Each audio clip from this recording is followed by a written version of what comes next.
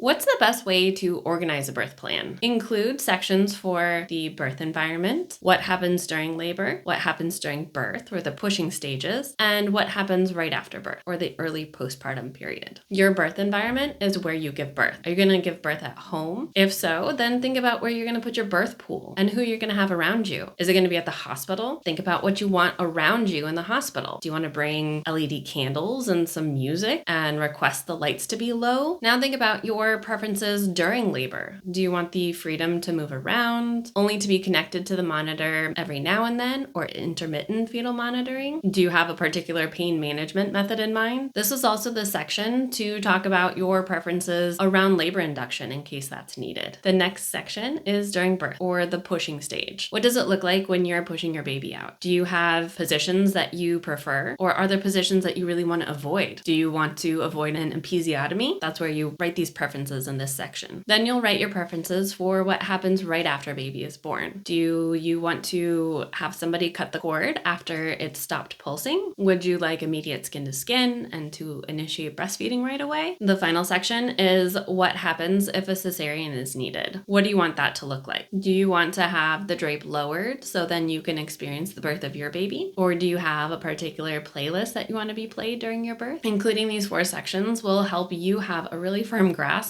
on your options available to you during your labor and your birth and what your preferences are.